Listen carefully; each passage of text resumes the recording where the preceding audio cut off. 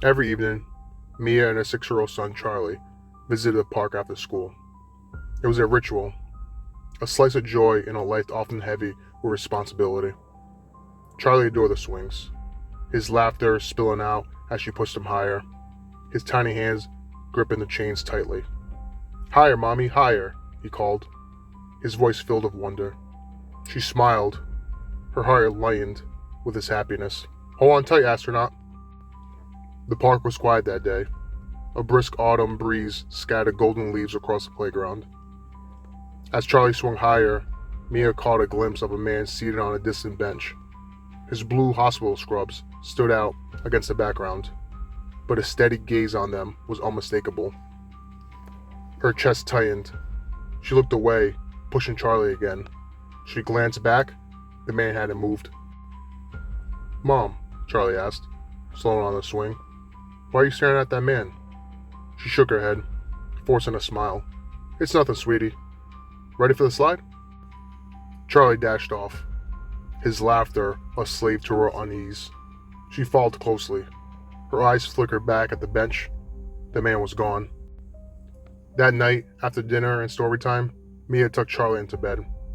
She kissed him on the forehead, lingering a moment longer than usual.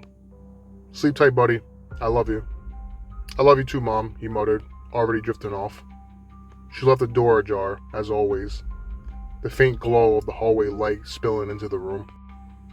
Mia woke with a jolt. The clock on the nightstand read 3:12 a.m. The house was silent, but an odd sound caught her attention. A rhythmic creaking, faint and familiar. She sat up, her pulse quickening.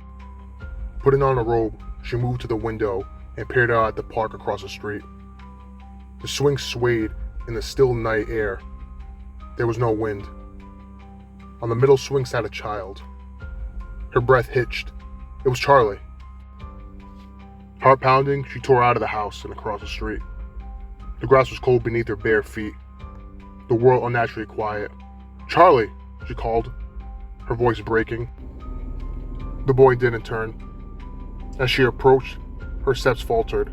The figure was eerily still, his features obscure and shadow-like. "Charlie," she whispered, reaching out. The swing stopped, empty chains clicking in the silence. The boy was gone.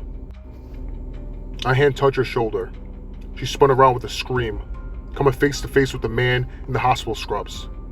"Miss Davis," he said, his voice gentle but firm.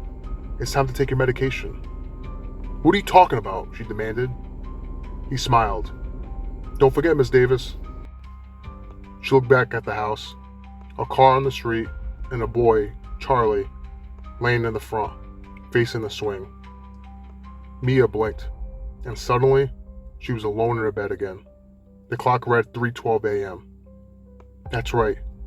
Time for my pills. She looked toward Charlie's room. Charlie wasn't there. He hadn't been for years.